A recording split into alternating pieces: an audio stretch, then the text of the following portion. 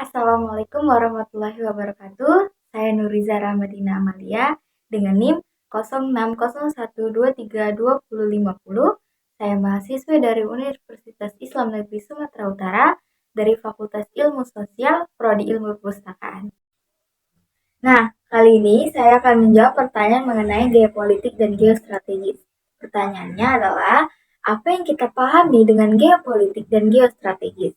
Bagaimana menurut saudara sebaiknya negara memanfaatkan geopolitik dan geostrategis menjawab tantangan zaman? Jawabannya adalah, ilmu geopolitik adalah ilmu pengetahuan yang mempelajari tentang potensi yang dimiliki oleh suatu bangsa atas dasar jati dirinya dan merupakan kekuatan, serta kemampuannya untuk ketahanan nasional.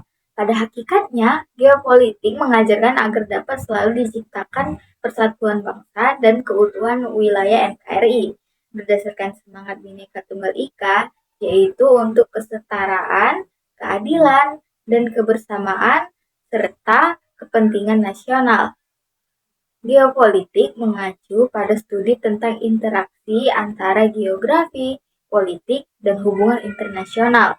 Ini mengkaji bagaimana lokasi geografis, sumber daya alam, dan batas wilayah suatu negara mempengaruhi keputusan politik, pembangunan ekonomi, dan keamanan nasional. Geopolitik memperhitungkan hubungan spasial antar negara, distribusi kekuasaan, dan persaingan sumber daya. Konsepsi dasar dari geostrategi Indonesia adalah ketahanan nasional berdimensi astagatra, artinya segenap kehidupan nasional yang sangat kompleks dipetakan secara sederhana. Namun, kita dapat mencerminkan kehidupan nasional yang nyata. Geostrategis adalah bagian dari geopolitik yang berfokus pada implikasi strategis, geografis, terhadap keamanan suatu negara, kebijakan luar negeri, dan kepentingan ekonomi. Hal ini melibatkan analisis keuntungan dan kerugian geografis suatu negara untuk mengembangkan strategis yang meningkatkan keamanan nasional, menjaga stabilitas regional, dan mendorong pertumbuhan ekonomi.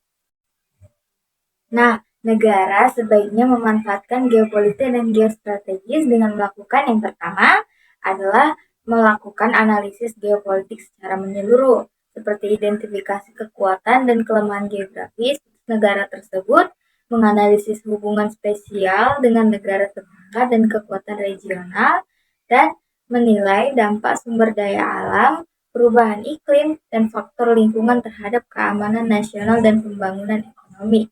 Yang kedua, bisa mengembangkan visi geostrategis dengan merumuskan visi yang jelas dan komprehensif yang selaras dengan realitas geopolitik bangsa, mengutamakan kepentingan strategis seperti ketahanan energi, perdagangan, dan keamanan nasional, dan mengembangkan kebijakan yang memanfaatkan keunggulan geografis untuk mencapai tujuan strategis.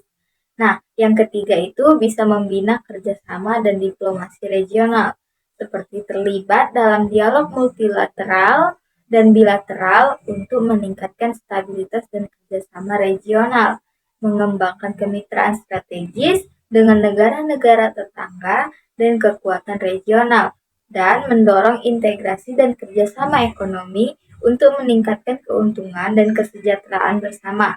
Yang keempat, bisa berinvestasi dalam pembangunan infrastruktur, mengembangkan infrastruktur transportasi seperti pelabuhan, bandara, dan jalan raya untuk meningkatkan konektivitas dan memfasilitasi perdagangan, dan berinvestasi dalam infrastruktur negeri seperti jaringan pipa dan kilang untuk menjamin keamanan energi, mengembangkan hubungan dan koridor strategis untuk mendorong pertumbuhan ekonomi dan integrasi regional. Yang kelima, ada membangun kerangka keamanan nasional yang kuat dan mudah beradaptasi, mengembangkan strategi keamanan nasional yang kuat yang mempertimbangkan realitas geopolitik, berinvestasi dalam kemampuan dan teknologi pertahanan untuk mencegah potensi ancaman, menumbuhkan budaya kerjasama, dan berbagi informasi untuk mengatasi tantangan keamanan yang muncul.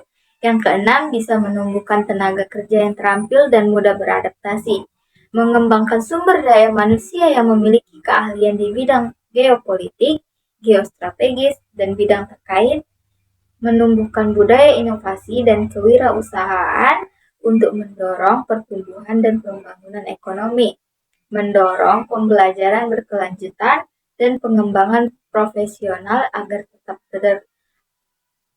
mendorong pembelajaran berkelanjutan dan pengembangan profesional agar tetap terdepan dalam tren dan tantangan yang muncul. Sekian, terima kasih.